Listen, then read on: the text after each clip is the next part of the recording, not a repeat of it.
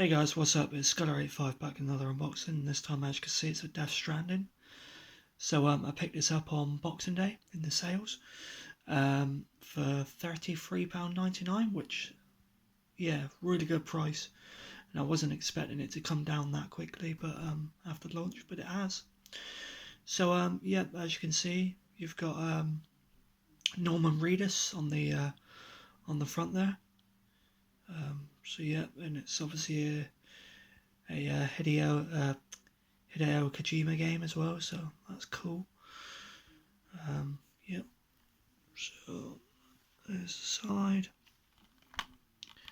and there's the back.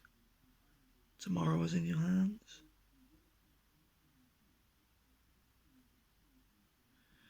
So you play as Sam Bridges, which is Norman Reedus' character.